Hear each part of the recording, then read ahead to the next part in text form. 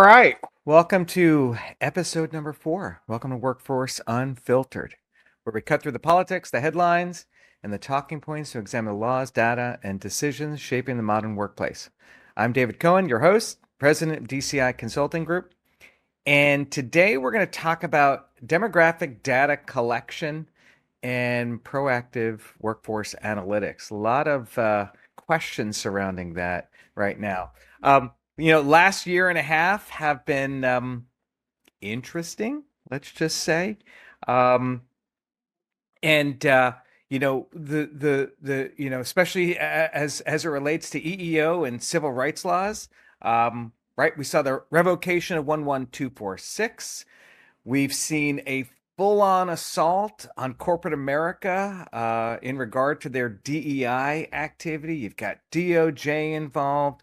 You've got the EEOC involved. Now with this new executive order 14398, we talked about in the last podcast with Craig Lean, OMB is involved and all the federal agencies involved.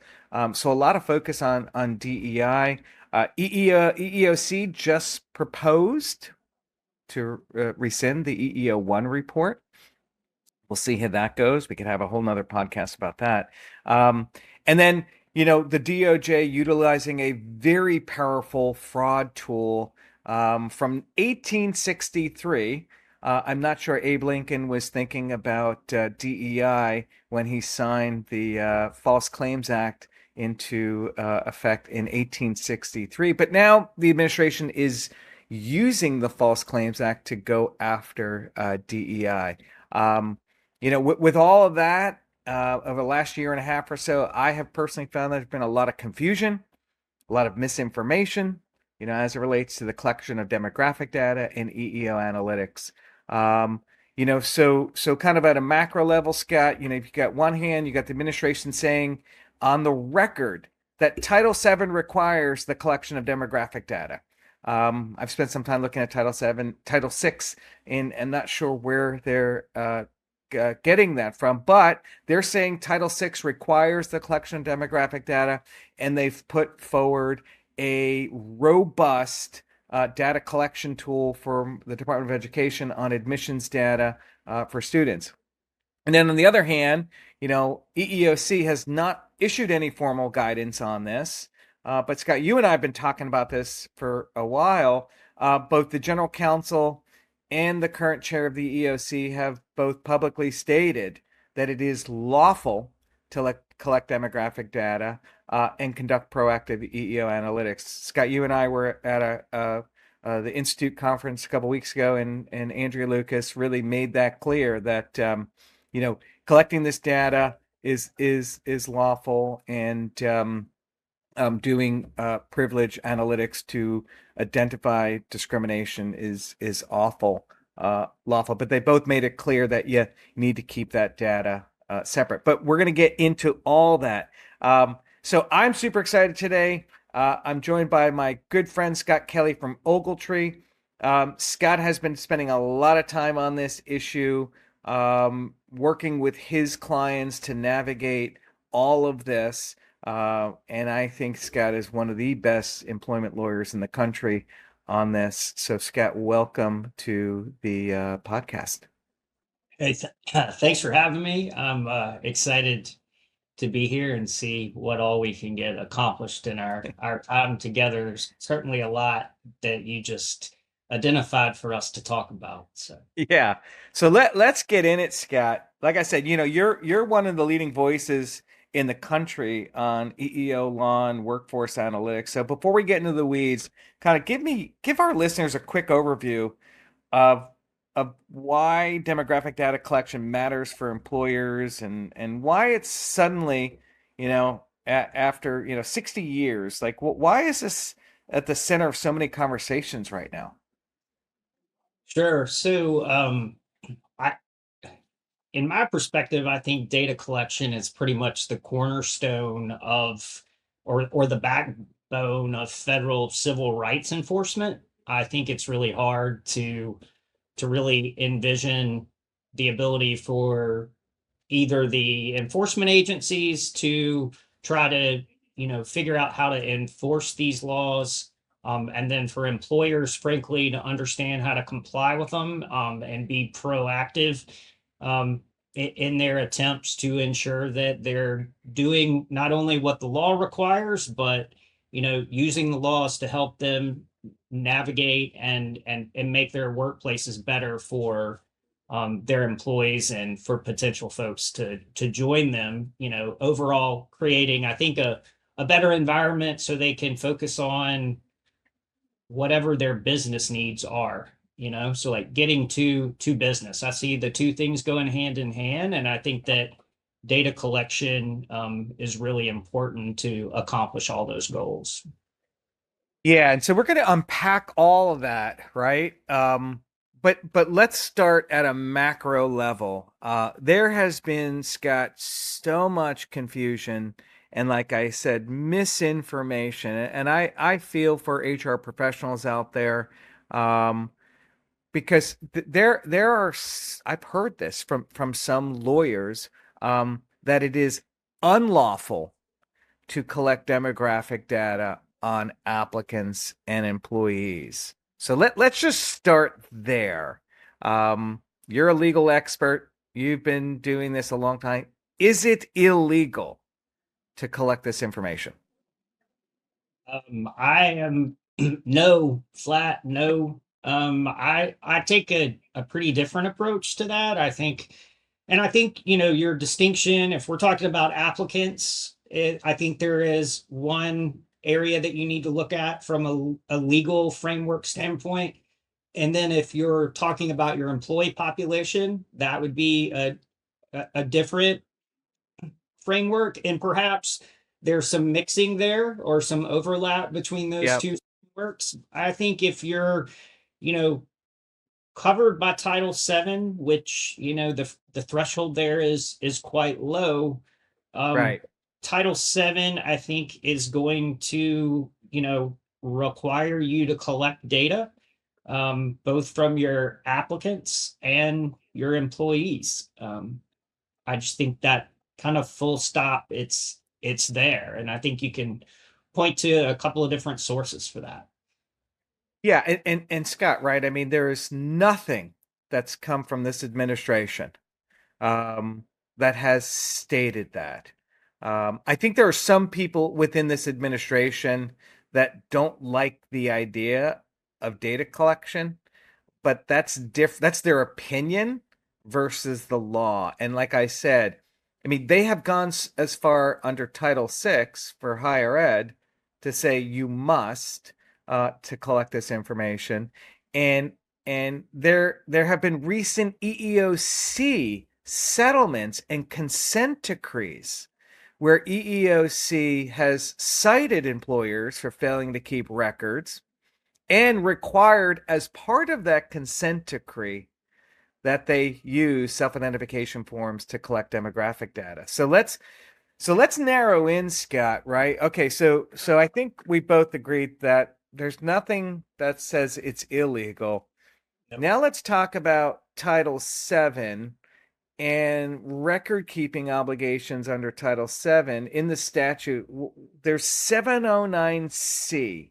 What is 709C of Title VII, and what does it say? Okay. Before we get there, can I just make a comment on what you said about this Yeah, go administration? for it. I'm out of the business after being in the business for a little while of trying to predict what might be coming from this administration and things like that. I just don't know that that's a useful um, resource of time management for me any longer. But what I will say is I want to remind all your listeners that the policy statements, the executive orders, those kind of back to a schoolhouse rock type analogy here. They are not laws. Yeah. Those executive orders have to be implemented. And there have certainly been ones that have been moved closer to implementation, like you mentioned Executive Order 14398. That went a lot faster Yep. to OMB, and we've seen the FAR Council issue some guidance there. So while there's a lot of talk about disfavoring this and maybe not liking that. And I think frankly some mixed messages from some of that talk and some of the action. I think your identification of the Title VI issue, all the acts supplement type um, Yep. noise that's out there. I know you were following the case in Massachusetts very Yep. closely. That's all very fascinating to have in the administration on the one hand mandating this data collection and reporting over. I mean, there are some even more similarities with this 6 or very long period of time that they're wanting higher education institutions to submit data for, which are similar eerily to what now seems to be kind of the standard request that I'm seeing from EEOC and a lot of investigations, these RFIs covering like a 6-year period. That seems to be similar to what we're seeing from DOJ and the Yep. CID that they're going forward with. But getting back to your question on what is 709C, I think 709C really, to me, mandates that employers are to kind of quote, make and keep such records relevant to the determination of whether unlawful employment practices have been or are being committed. And so, I think that if you look at that, it's not to me a question of can we collect it? But I think the real question, and I'm getting ahead of it ourselves, is how do we collect it responsibly, which I think is an Right. important message we need to share with employers on that. There has been some consistency on the how we how we do collect it responsibly and what we do with it from Chair Lucas. I believe there was some similar from the acting GC at like Yep. the Sherm Blueprint Yep. conference last fall, and that's essentially your decision makers shouldn't have access to this information. It's really for legal purposes that you're collecting this information to comply with the legal requirements to determine and ensure that you don't have discrimination happening kind of within the four corners of your organization. And I think there's certain steps you can take to make sure that happens. But I think there. I'll admit you're the one that pointed me out to a case that's around 10 years old now that I wasn't quite aware of, that really talks a lot about 709C, and it's Yep. that Crothow decision, EEOC versus Crothow, which is an Yep. Eastern District of Pennsylvania case that I Yep. think has become pretty important to kind of dig into. Yeah, so that Crothall case was interesting, right? Because Crothall did not keep demographic data and applicant flow data, and the EEOC litigated the case. It's the only case I know where there's been actual litigation just on that issue. And to your point, Scott, the judge was adamant and clear that yeah, that is a requirement that you collect and keep the data because 709C, right, says you're going to make and keep records so that you can determine whether or not you have discriminatory practices currently or in the past. So certainly it suggests the only way to do that is by keeping these records. Now let's kind of move to on the applicant side of the ledger. Um, as of today, uniform guidelines still exist. Some of the states have codified the uniform guidelines. But as of today, uniform guidelines still exist. In that Crothall decision, the court, and then a press release by the then general counsel, David Lopez of the EEOC, said UGESP is a record keeping requirement, not the validation stuff. That's not a requirement, but Right. UGESP is a regulation, and that employers are required to collect demographic data on applicants. How do you read that? How does UGESP play into this?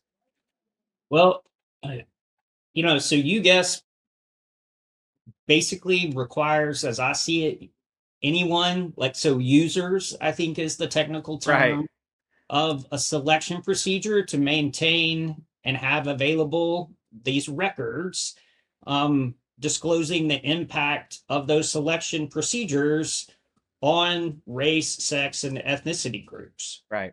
Right? So to me, I don't understand how you comply with that if you don't have those records, right?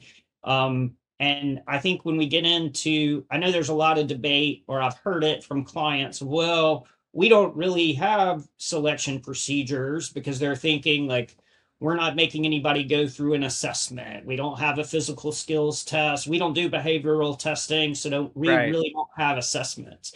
But I think in my read of uniform guidelines and cases that have interpreted, it's a pretty low bar of what a selection procedure happens to be. Interviews are seen as selection procedures. So, Basic qualifications. so I think if you're doing any screening, and don't make me go off on a tangent about AI and artificial We'll get intelligence, there. We will get there. but if you're doing any screening, that I think that UGASP is going to be something you need to contend with. And my read of that is that you need to be collecting this data so you can ensure that there aren't issues. And even if you don't want to take it that far, which I think is risky, and I would tell you that you should take it that far to be testing it, doing some privileged analysis of your employment decision making, would be important. If you're a federal contractor, even more important, because I think it helps demonstrate that you're acting in Yep. good faith here. You're working to have reasonable efforts to comply with all federal anti-discrimination laws, and it helps you hopefully stay out of trouble, or at least gives you a defense if there ever are any allegations of fraud in your contracting with the Yep. government. Um, you know, I think that you need to have those records available to defend any type of claims or allegations, whether they're going to come from a federal enforcement agency or they're going to come from private plaintiffs. And we've certainly seen, even in this last year where there's been a lot of, I would say, Yep. shifts in the way that EEOC might be enforcing or, focusing on where it's looking to ferret out discrimination and hold employers accountable. We've seen a lot of activity by plaintiff firms continuing kind of the mantle on some of the areas that EEOC seems to not be interested in pursuing because they're following the president's Right. policy agenda and things like that. Yeah, I mean, there's no question, the plaintiff's bar is actively pursuing disparate impact cases, and collecting data. And we'll get to later on, like the position that you'll find yourself in if you don't have this data. We'll get there. But I want to now move. So we've established, right, there's Title VII uniform guideline, not illegal to collect this data. To now let's move to the states. There are some states that have been active in the civil rights space recently, because of AI and other things, and states have started to codify EEO1 reports, UGASP, disparate impact, demographic data collection. So I think, Scott, what we're seeing, and I'd love for your thoughts on this at the state level. I think what you're going to see in the blue states is that if the feds throttle down on some of these issues, EEO1 reporting, demographic data collection, or uniform guidelines, the blue states are going to just continue to codify some of these requirements. What are you seeing? What are your thoughts at the state level? So at state, I'm seeing exactly what you're seeing, and through a lens that I know you also look at, what is the impact on my clients, on Right. employers? What do they want more than anything is clarity. They want to understand where their obligations are. And so any kind of thought that you're going to have to look to individual states, which could have differing Yeah. requirements, just gives me a lot of angst um, for my clients to figure out how to do this. I think you're right. I've seen and following the legislation in different states. Illinois has a new one that I think is heading to the governor's desk Yeah, this week. for disparate impact, Yep. right, being codified. You got the state pay reporting Yep. requirements. California, Illinois, there's growing lists.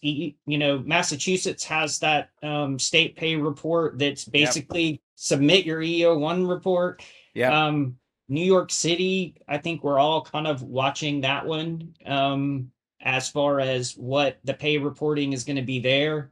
Yep. Then you get into, some of the state AI stuff. Yep. Connecticut has a new one. I'm not saying that it seems like they're all states are being careful. There is the president's policy.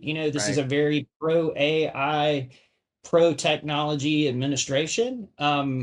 And we saw a new executive order come out just recently. So there's not like a federal regulatory requirement to conduct AI bias Yeah. analyses, even though there's some states that I think if you look at that close enough, I certainly am suggesting clients need to be doing it. Um, so I think there is a lot to be watching on the state front, and really once you start getting into that, if you're doing business with a lot of these Right. states, they ask for data.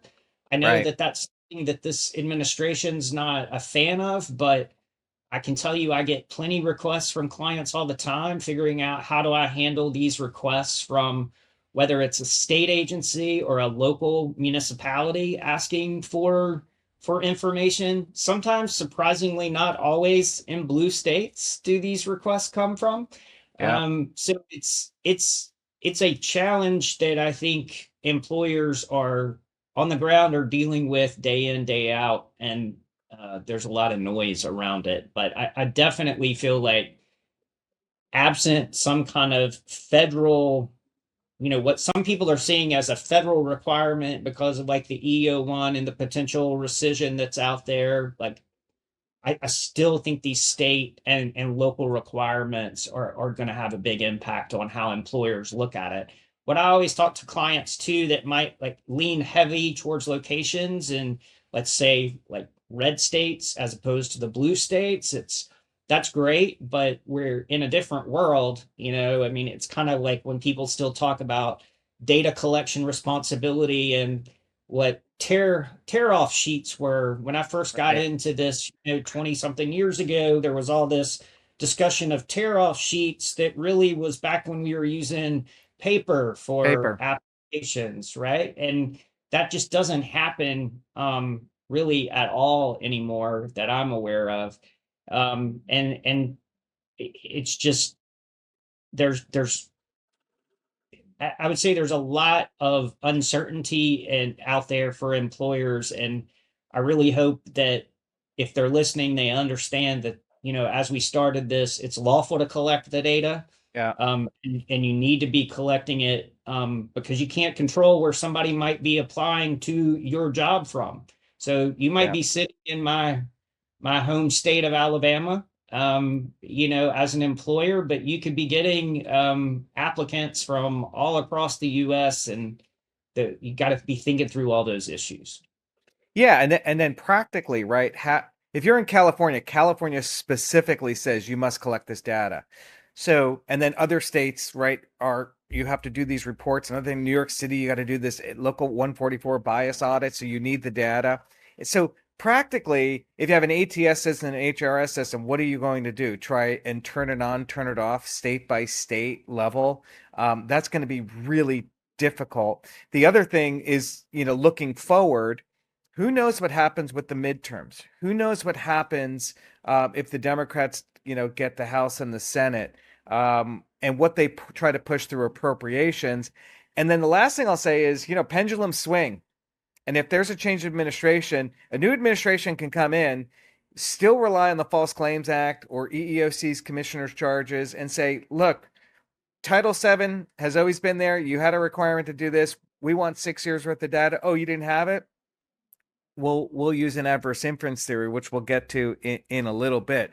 But let's assume, Scott, a prudent employer says, yeah, we get it. We're going to collect this data. Um, how should they be handling this data, and who should get access and for what purpose? So, super important stuff. I don't know that this is really altogether different than advice we've been given to Yeah, employers for a long time, which is treat one. I think it's important to not only figure out who should be getting access, but how you're collecting it. I think you need to explain in your request for this voluntary information the purpose for which, the intended purposes. So, like giving these people notification and then explaining to them how you are going to keep it confidential, that decision makers are going to have access to it, that if you're sharing data, it would be for sharing it in an aggregate, not in an individualized way. You're not going to be making employment decisions based right. off of any of this data. So I think, Chair Lucas, I've heard her talk a couple times, and she almost makes an analogy to the way that you're separating medical information. Right. I think that's an impactful way to explain this, and what employers need to be thinking about. So I think certain people in HR might need to have access to this, but I don't think all people in HR need access to this. I definitely think your decision makers should be shielded for that. And I think it should be used for legal risk mitigation purposes, whatever that Right. might mean for an individual organization, and to Yeah. comply with these require With with these are all legal state and requirements. federal. Yeah. Yeah, And I think, once again, the collection of the data, if it's done properly and it's clear that you're not sharing this data to decision makers to make decisions based on race and sex, because I think that's where you could get into a problem. I mean, I think, once again, if you listen to the administration closely, at least Chair Lucas, what she's saying, look, it's all about, are you using this information to put in place preferences or quotas or things like that? She's been very clear, that if you're collecting this data to do privileged analytics, to identify barriers to employment, and she even said, a best defense is the best offense. I mean, meaning like, if you don't run proactive analytics, you're going to have no idea whether or not you have potential discrimination in your workplace. And EEOC, Scott, you and I were just talking about their congressional budget justification. It is clear, folks, that EEOC is actually ramping up their pattern of practice teams to collect data, to analyze data, to use AI and other statistical software packages. So we'll get into that a little bit later. But if you don't have that data, I think a lot of people, Scott, are saying, well, you know what? If I don't have that data, it can't be used against me. And I'm not sure about that. And the current EEOC isn't too sure about that, meaning they will still pursue cases of pattern of practice using statistics with or without your data. If you don't have the data, you don't have much of an affirmative defense. that's right. And I think I always tell clients that we have to kind of lean into the law when we're looking at this stuff. But like, if you look back at Supreme Court precedent, really dealing with Title VII's disparate impact theory of liability, that even predated when that provision was, codified back in 1991. So like some of these older seminal cases that are really kind of the framework of a lot of employment law cases, and kind of holdings that we still contend with today. It's very clear about the need for for data for the purposes of being able to run statistical analysis. I think we all agree and understand, but I just want to put it out there that just because you run an analysis and you have a statistical flag, that doesn't mean that you've engaged in discrimination. I think that there's a lot of Right. noise and kind of logical leaps that are being made by some people that are commenting in this area, Yep. that have they've been used somewhat as a sword against data Right. collection and things like that, that if you really start working through it, aren't altogether accurate. So I think it's, if you look at those cases, to your point, I mean, the Supreme Court has kind of outlined what would happen if you don't have the data. And, folks like you and, other experts kind of that's when you're called upon. I mean, we're Right. looking for somebody to help us find data that can be used as a proxy for that applicant data that you don't have. And so I do think folks that think, oh, if we don't have the data, if we don't collect it, then we aren't going to have to defend upon it or off of that.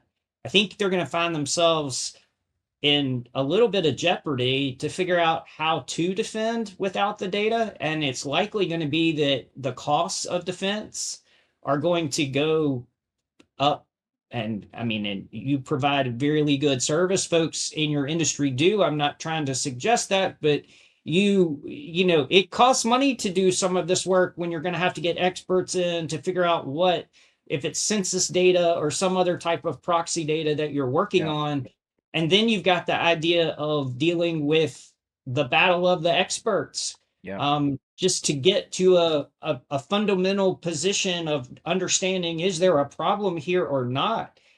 So the costs associated with that defense, and quite frankly, your ability to understand what the impact, and I don't mean that as literal as it might sound from a legal term, but like what the implications are of your decision making. What is that having on your organization? Is it increasing your risk? Is it decreasing your risk? um, all of that, if you're not collecting this data, all of the ability to do that goes away. Yeah. And 2 points of clarification. One, Scott, I've heard from folks that say, well, the president signed this executive order deprioritizing disparate impact theory. So therefore, the government is no longer running statistical analysis. That is not correct. That is just Absolutely. categorically wrong. People confuse disparate impact with disparate treatment pattern or practice theory. Go 100. and look, right? Go and look at EEOC's congressional budget justification. Listen to what Chair Lucas is saying. They are full throttle on pursuing pattern and practice cases using statistics, uh, without question. Especially, if you're looking at what the EOCs, and it's interesting, they're meeting on June 4th to talk about what their new strategic plan might look like, right? But looking at the policy enforcement areas that that the agency currently is working on, and listening to Chair Lucas, she has been very clear about this. They are Yeah, using statistics. And if you look at their RFIs, like look at yeah, any of the subpoena cases that are out there, right? Because those are of public record. If you're yep, looking at what the EEOC is asking from those employers that have gotten, to the controversy of why we all know it's public because of the posture of those subpoena enforcement matters. It's all around data that the employers were using as part of their decision making. And she's just been very clear. I mean, she was just in an Ogletree event a couple of weeks ago and talked about pattern and practice and not to confuse it right, with impact, and the importance of frankly the importance of doing privileged workforce analysis to yeah. understand if what your legal risks are. She has said that so many times, the importance of proactive privilege workforce analytics. And so I think that's another takeaway from folks that have heard that you should stop doing proactive workforce analytics because the administration will see that as DEI. That is just not correct. You've got the chair of the EEOC saying that these are prudent things that employers should be doing. My other comment too, about this current EEOC, they're pretty active, certainly on DEI matters, but they're also still pursuing, right? Bread and butter, traditional pattern or practice cases. They just there's a case against a grocer out in California. They litigated over a subpoena. EEOC is looking to collect, as to your point, multiple years worth of applicant flow data. Case in point, Scott, the employer came back and said, well, we're not tracking demographic data on our applicants. EEOC is, in my opinion, using an adverse inference theory by saying that's fine. We're looking at where all of your stores are located, and we're looking at the geographic area and comparing your workforce and using an adverse inference theory. So that's my question, Scott, to you is, okay, plaintiff's bar not going away. I mean, Google just settled for $50 million for a class action lawsuit involving blacks. Plaintiff's bar is not going anywhere. State law is not going anywhere. So my question to you is, let's say your client is hit with an EEOC charge alleging a pattern or practice in hiring or pay. And how does the demographic data that they have or don't have help them mount a defense? Well, I hope in a perfect world they've listened to advice I've given about the need to collect that, to maintain it appropriately, to safeguard it, and quite frankly, to use it to run these privileged proactive analytics to determine whether they had risk, and if they took any action to address whether there was any risk there, to mitigate any of the risk factors.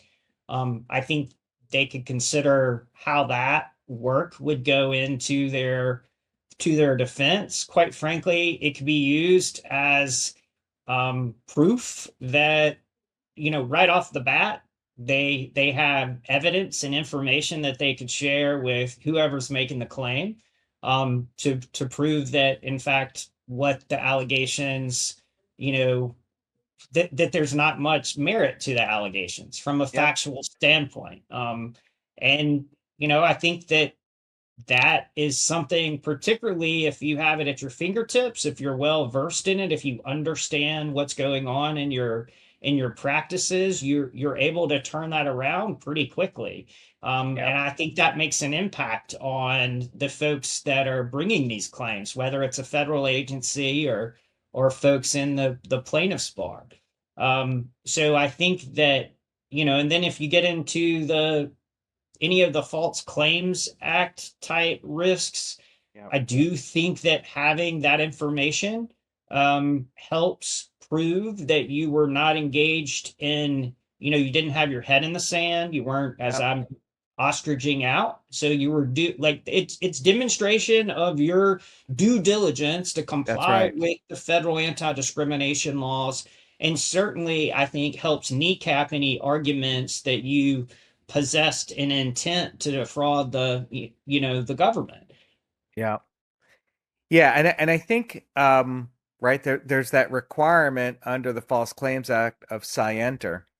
Did you have knowledge, or did you deliberate ignorance, you just buried your head in the sand? This can be used as an affirmative defense. We talked about that in one of my earlier podcasts. The other thing, remember, California really has codified an affirmative defense that if you've done these analytics, found any issues and fixed it, that's an affirmative defense. The other thing I'll say too, Scott, is like, let's not forget, folks, you can't uh, uh, uh, pretend that individuals are not going to continue to file claims, especially with AI. The use of AI, I think we're going to see complaints to both the states and the federal about AI tools. And how many times, Scott, have you been involved in, or I've been involved in case, a pattern or practice case where you have used the data to explain away the differences using legitimate non-discriminatory factors as a defense. If I don't have that, what am I doing? Well, I mean, it's part of it, my everyday for what I'm doing with employers, right? I Right. mean, this is a predominant area of my practice, and it it also the efficiency. I mean, and I'm going to lean in a little bit to the whole automated decision making that AI, the value that that is bringing to organizations.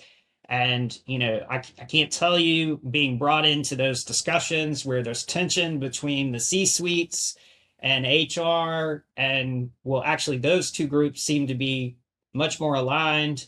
It's really legal. We're always kind of the wet blanket on all the fun at make, because we're worried about like what the legal risk happens to be. But to me, the efficiency that privileged analytics helps bring to investigating claims once they're raised, it takes a lot of the human guesswork out of it, because you can start narrowing down where the issues happen to be, probably being able to again go back with factual information to prove that there was not an issue there. Or if you do, and there are times when there are issues that have to be dealt with. I don't live in this nirvana where organizations don't have mistakes that have been made. Yeah.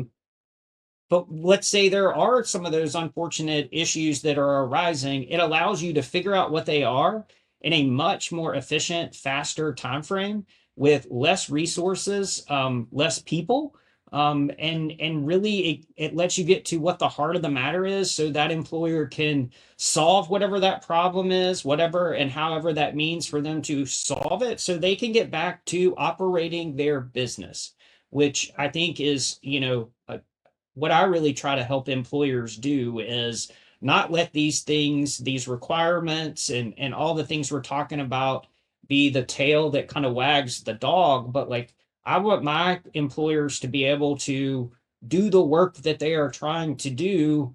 And, from a legal and an HR standpoint, I want those two functions within the organization to be seen as resources to enable that business to do the job it wants to do. Yeah, and I think my final thought is, as an employer, do you really want to operate with your head in the sand, not knowing whether or not you have potential artificial and potential illegal barriers to employment based on race, ethnicity, and sex and other protected characteristics, today, tomorrow, in the future? To me, that's just not good business. So, monitoring your practices to making sure that there are not barriers that are not justified based on job related and business necessity reasons is just good business. And that's why I think employers need to continue to do the work. Well, I agree with you. And I also think that, you know, sentiments might change here or there for a period of time. But the employers that I deal with, there's still problems in getting the type of talent that they need, Right. to run their organizations effectively.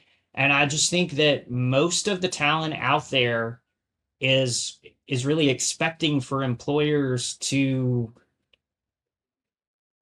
provide workplaces that they want to work in and that they can thrive in. And I think that these analytics, particularly for the purposes of removing these barriers, are real important if you're going to meet that moment. And I don't see that moment necessarily changing. I know people that are listening to this might be rolling their eyes and say, but look, that sounds very progressive DEI like. And, there's all this information from the administration politically about how DEI is not good for organizations. Forget what you're talking about or what you're calling it. I really want to focus in on, at the end of the day, people want to work at places where they feel like they can make a value and they feel like they can you know, proceed and advance through the organization. And if that's not there, you're not going to be able to keep people employed, and that's going to cut on your bottom line too. So Yeah. I think barrier analysis, removing those barriers, understanding how to make it your workplace better, is certainly a legal imperative, but it's also kind of it's an important business imperative as well. Yeah. What I've always said is the opposite of discrimination is meritocracy.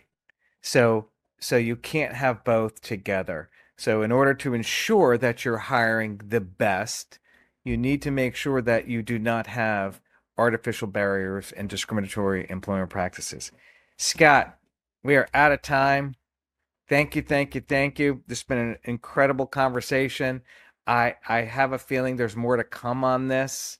Um, and we should almost commit to come back in a couple of years to say, all right, what did we talk about 2 years ago? What's changed? And why our advice we think was really good advice. And I stand by that.